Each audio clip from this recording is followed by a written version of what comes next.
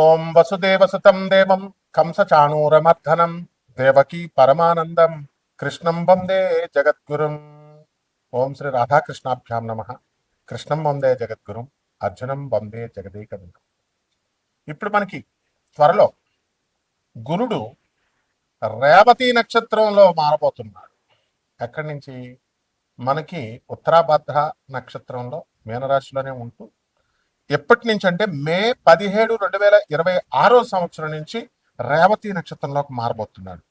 మరి ఈ మార్పు వల్ల ఏం జరుగుతుందంటే ఎప్పటి వరకు ఉంటాడండి అంటే అక్టోబర్ 9, 2026 సంవత్సరం వరకు ఉంటాడు. ఒక సిగ్నిఫికెంట్ 29-year కార్మిక్ సైకిల్ని ఒక మీకు ఇవ్వబోతున్నాడు అనమాట. ఆ తర్వాత మనకి ఈ మార్పు వల్ల మనకి సాటర్న్, ఈ శని ఈ రేవతి నక్షత్రంలోకి మారడం వల్ల ఫైనాలిటీ వస్తుంది మీకు. అంటే ఏదైనా సరే ముగింపు, ఏది ఏ పని చేసినా సగంలో వదిలిపడేస్తూ ఉంటారు మీరు ఆ గ్రహ ప్రభావం మాట. ఇప్పుడు ఫైనాలిటీ వస్తుంది. అలాగే చక్కగా స్పిరిచువల్ ట్రాన్సిషన్, ఎప్పుడు ఏకాంతంలో ఉండి ఆధ్యాత్మిక ఉన్నతిని మీరు పొందుతారు.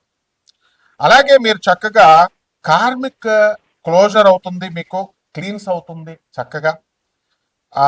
ప్రతి ఒక్క ఇండివిజువల్ మీద, ప్రతి ఒక్క వ్యక్తి మీద ఒక గొప్ప ఇంపాక్ట్ వస్తుంది. అది ఎలా అంటే profound inner shifts and endings, startings endings అన్ని కూడా చక్కగా చేయగలుగుతారు. మరి ఇప్పుడు మనకి ఎక్కడున్నారు గ్రహస్థితి ఈ 2026 సంవత్సరం యాజ్ ఆన్ ఈ మే నెలలో మనం కనుక చూసుకుంటే మిగతాదంతా కూడా కుజుడు మే 11 తర్వాత మేషరాశిలోకి మారబోతున్నాడు.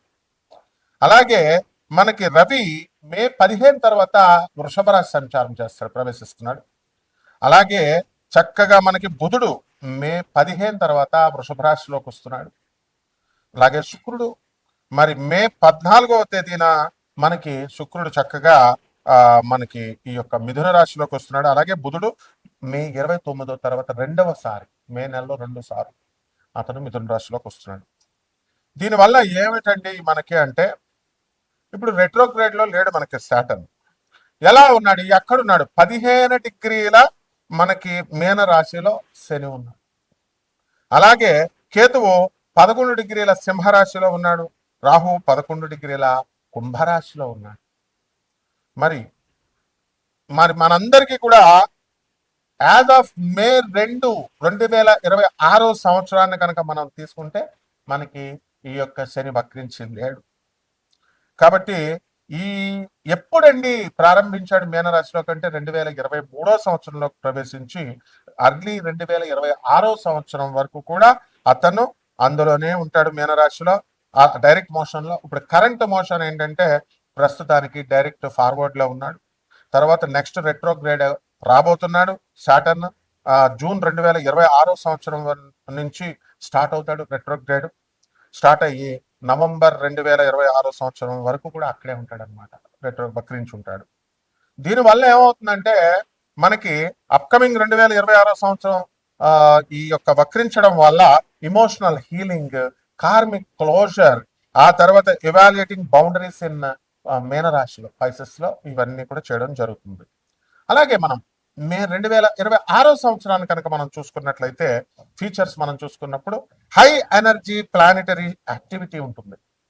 అలాగే మార్స్ ఆరిస్ లోకి ఎంటర్ అవుతున్నాడు మేషరాశిలోకి. శుక్రుడేమో చక్కగా జమినీలోకి, మిథున రాశిలోకి.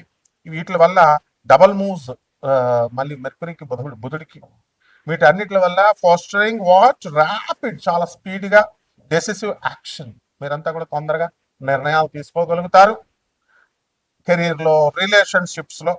అలాగే చక్కగా కీ షిఫ్ట్స్ ఉండడం వల్ల మే నెలలో మే 11న కుజుడు మీనరాశిలోకి, మేషరాశిలోకి, శుక్రుడు మే 14 నుంచి వృషభ రాశి, మిథున రాశిలోకి, ఆ విధంగా వృషభ రాశిలోకి మే 15 తర్వాత మనకి ఈ యొక్క రవి చేరడం, వీటిలన్నిటి వల్ల కూడా మీకు ఇంపల్సివ్ డెసిషన్స్ తీసుకుంటారు.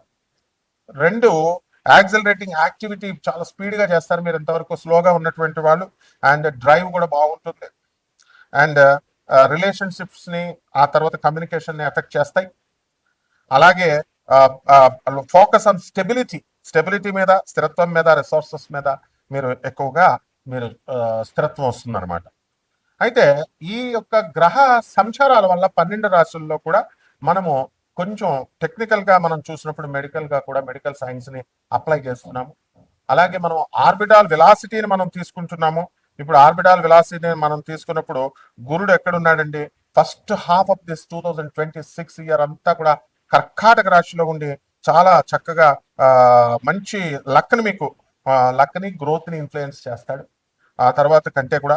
అలాగే శని నెప్ట్యూన్స్ మనం తీసుకున్నప్పుడు ఈ పొజిషన్స్ అన్ని కూడా చక్కగా స్ట్రక్చర్డ్ యాక్షన్ ఉంటుంది అండ్ మెయింటైనింగ్ డిసిప్లిన్ ఉంటుంది. ఇవన్నీ కూడా వస్తాయన్నమాట.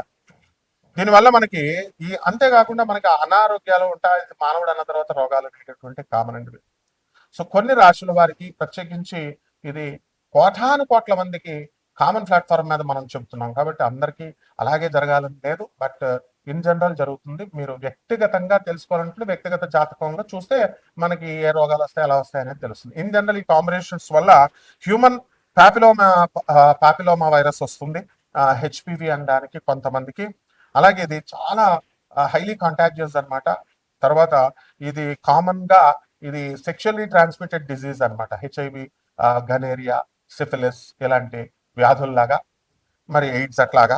సో ఇటువంటి వెనీరియల్ డిసీజెస్ అంటాం వీటిని. సో ఇటువంటి ఇన్ఫెక్షన్ అనేటటువంటిది ఇట్ ఎఫెక్ట్స్ అనమాట స్కిన్ ని, ఆ తర్వాత మ్యూకోసల్ సెల్స్ ని.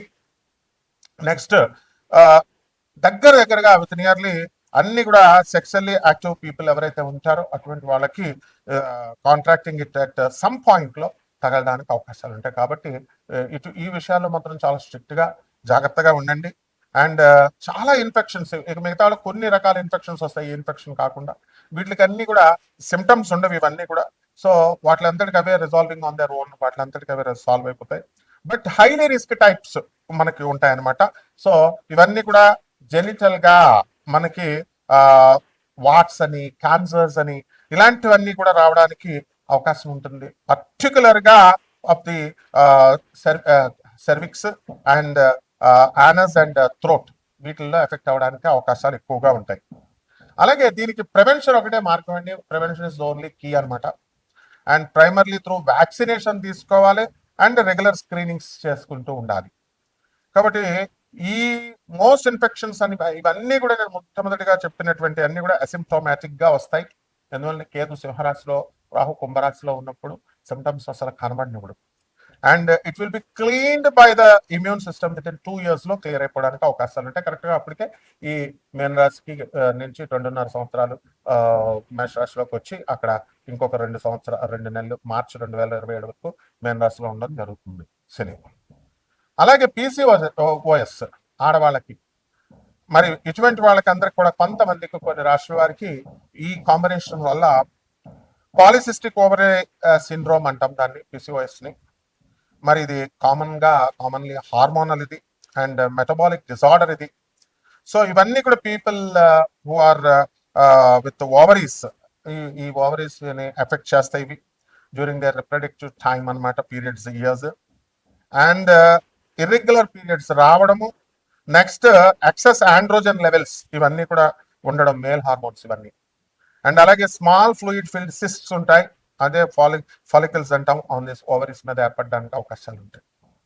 అండ్ హార్మోనల్ ఇంబ్యాలెన్స్ మనం ఎక్కువ చూస్తాం, హై లెవెల్స్ ఆఫ్ ఆండ్రోజన్స్ చూస్తాము, like testosterone.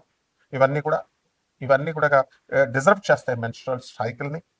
So it's leads to irregular గా పీరియడ్స్ మీకు రావడానికి లేదా మిస్డ్ పీరియడ్స్ రావడానికి అవకాశాలు ఉంటాయి.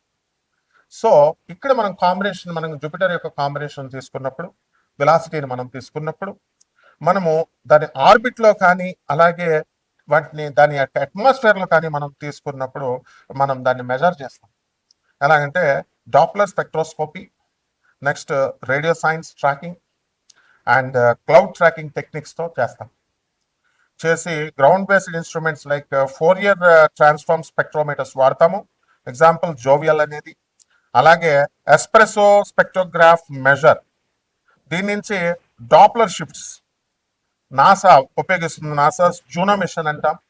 దీనివల్ల deep space network antennas to track radio signals అనమాట. సో దీని నుంచి మనం ఆర్బిటాల్ వెలాసిటీ మనం ఆఫ్ జూపిటర్ మనం తీసుకున్నప్పుడు as on this date 13.06 kilometres per second ఉంది. And determined by tracking its orbit and the sun, around the sun. So ఈ విధంగా ఇదంతా కూడా జ్యోతిష్యం అంటే ఏదో 4 ఇంట్లో రాహు, 3 ఇంట్లో శని, ఏమన్నా నాకు బాగుంటుందండి, మా ఆయన మేము కొట్టుకుంటున్నామండి, ఇలా చేసేసారు ఆస్ట్రాలజీ. మళ్ళీ అట్లా కాదమ్మా, చాలా సైంటిఫిక్ ఇది. నేను చక్కగా ఈ యొక్క సైంటిఫిక్ గా బాగా చదువుకున్నటువంటి వాళ్ళకే కాకుండా చదువులేనటువంటి వాళ్ళు కూడా మనం సంప్రదించవచ్చు మీరు చక్కగా. కాకపోతే మీరు అండర్స్టాండ్ జెన్యూనిటీకి దగ్గరగా ఉంటుంది. మనం ప్రిసైజ్ గా నాసాస్ లైవ్ రిపోర్ట్స్ ని బట్టి నేను చూసి చెప్పడం జరుగుతుంది. కాబట్టి మనము మీరంతా కూడా నాటి ప్రెడిక్షన్స్ అన్ని కూడా అక్యురేట్ గా ఉంటాయి, ఆ తర్వాత ప్రిసైజ్ గా ఉంటాయి. సో దానివల్ల మీరు చూసుకోండి. ఇప్పుడు ఉన్నటువంటి ఈ గ్రహస్థితి 12 రాశుల మీద ఒక్కొక్కరి వారీగా ఏ విధంగా ఎఫెక్ట్ చేస్తుందో చూద్దాం. మీనరాశి వారికి అందరికీ కూడా మంచి రోజులు వచ్చేస్తున్నాయండి. దగ్గరలో ఉన్నారు మీరు బెల్ కొట్టడానికి. అక్కడ బెల్ అంటే పైకి వెళ్ళిపోవడానికి కాదు నాయన, ఏజ్ అయిపోయిన వాళ్ళు still they will live. Okay, first అసలే శని రేవతి నక్షత్రంలోకి వచ్చాడు. 80 సంవత్సరాల ముసలాయన కూడా మంచి హ్యాబిట్స్ మంచి కనుక నేర్చుకుంటే గురుడు 5వ ఇంట్లోకి వస్తున్నాడు. ఆయుర్దాయం పెరగడానికి అవకాశాలు ఉంటాయి. లారీ వచ్చి కారు వచ్చి గుద్దేసినా సరే మళ్ళీ బట్ట కట్టేస్తాడు అనమాట. That is the power of the Jupiter. కాబట్టి ఈ యొక్క జూపిటర్ అసలే మనకి శని 15 డిగ్రీల మీనరాశిలో ఉన్నాడు, కేతు 11 డిగ్రీల సింహరాశిలో, రాహు 11 డిగ్రీల ఈ యొక్క కుంభరాశిలో ఉన్నాడు. మరి ఈ విధమైనటువంటి శని నెప్ట్యూన్ ఇద్దరు కూడా కలిశారు. ఈ యొక్క కాంబినేషన్ వల్ల గురుడు మనకి 4వ ఇంట్లో ఉండడము, దాంతో శుక్రుడు మే 11 తర్వాత మనకి మిథున రాశిలోకి, బుధుడు మరి మే 29 దాటిన తర్వాత మిథున రాశిలో అర్ధాష్టమంగా ఉండడం ద్వారా మీకు ఇల్లు లేనటువంటి వాడికి ఇల్లు కొంటారు, పెళ్ళాలు లేనటువంటి వాడికి పెళ్ళాలు వచ్చేస్తారు, వివాహాలు అయిపోతాయి. Believe me. అసలు ఏంటంటే మాకు పెళ్ళి అవ్వట్లేదండి, జాబ్ లేదండి పెళ్ళి ఇవ్వట్లేదండి అనుకునేటటువంటి వాళ్ళందరికీ కూడా పెళ్లిళ్ళు అయిపోతాయి. మనం అందరం కూడా పెళ్లి ఫంక్షన్స్ కి రెడీగా ఉండండి, చిన్నపిల్లలంతా. అదే విధంగా ఈ యొక్క రాశి వారికి జన్మంలో ఉన్నటువంటి శని గ్రహ ప్రభావం వలన బద్ధకం రేపు చేద్దాం తర్వాత చేద్దాం పని అనేటటువంటి ధోరణిలో ఉంటారు. ఇప్పుడు just wait for some time, 2 June 2026 మీ స్టార్ మారిపోతుంది. విదేశాలకు వెళ్ళాలనుకునేటటువంటి వాళ్ళు విదేశాలకు వెళ్ళిపోతారు. అందరు చిన్నపిల్లలు ఖాళీగా మేము పిల్లలందరూ మిమ్మల్ని ఏడిపిస్తున్నారు అనేటటువంటి వాళ్ళందరూ స్కూళ్ళలో వేసేస్తారు, మీరు హాస్టల్స్ లో వేసేస్తారు, బేబీ కేర్ సెంటర్లో వేసేస్తారు. పిల్లలు ఏడిపిస్తారా? ఆ విధమైనటువంటి బెనిఫిట్ మీ అందరికీ కూడా మీనరాశి వారికి వస్తుంది. అలాగే ధనస్థానంలో కుజుడు స్వక్షేత్ర గతుడవుతున్నాడు. ఏమనుకుంటున్నారు అసలు మీరు? మీ ఆదాయాలు పెరిగిపోతాయి, సంపాదన పెరిగిపోతుంది. రవి బుధులు తృతీయ స్థితిగతులు అవుతున్నారు వృషభ రాశిలోకి మే 15 దాటిన తర్వాత.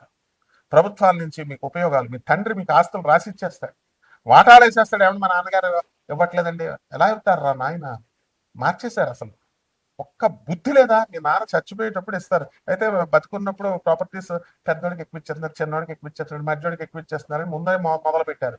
బట్ నువ్వు అలా చేస్తావా నీ పిల్లలకి? రేపు నీకు ఫుడ్ పెడతారా పెట్టరా తెలియదు. So don't try to change the old customs. ఈ విధంగా కొన్ని అట్లీస్ట్ మోడర్నిటీ ఉండాలి. But this is not modernity. మా నాన్న పేరు మీద ఉన్నటువంటి ఆస్తంతా నీకు రాసేసి ఇలా అడుక్కోవాలన్నమాట. అరే 100 రూపాయలు ఇవ్వరా అని నువ్వు బిల్డప్ ఇస్తూ ఆలోచిస్తూ ఇస్తావు. Is this the way? మీ నాన్న చిన్నప్పుడు మిమ్మల్ని అలా పెంచాడా? మీ చేతిలో డబ్బులు ఎంత ఉంటే అంత పాపం ఇచ్చేవాడు కదా, మరి నువ్వు ఇవ్వాలి. సో ఈ రకంగా ఎన్నెట్సన్ కాబట్టి రకరకాల అపనిందలు అయిపోవడానికి అవకాశాలు ఉన్నాయి. స్త్రీల వలన మీకు అందరికీ కూడా ప్రాబ్లమ్స్ రావడానికి అవకాశం ఉన్నాయి. ప్రభుత్వం నుంచి కలిసి వస్తుంది, but at the same time some technical గా కొన్ని ప్రాబ్లమ్స్ రావడానికి ప్రభుత్వం నుంచి పాలసీ మేకింగ్ లో రావడానికి అవకాశాలు ఉంటాయి. కాబట్టి పరిహారాలు చేసుకోండి, శని జపం చేయండి, శని స్తోత్రాలు చదవండి, శనికి కిలోంపావు నల్ల అనుకునే నల్లని వస్త్రాన్ని పేద బ్రాహ్మణులకి శనివారం నాడు ఉదయం 8 గంటలకి దానం చేసుకోండి. దశ మహావిద్యాల్లో ఒకటైనటువంటి మహాకాళి అమ్మవారి యొక్క హోమాన్ని మీ ఇళ్లలో చేసుకోండి, మంత్ర జపాన్ని చేయండి. ఈ విధంగా చేయడం ద్వారా బ్రహ్మాండంగా ఉంటుంది. శుభమస్తు.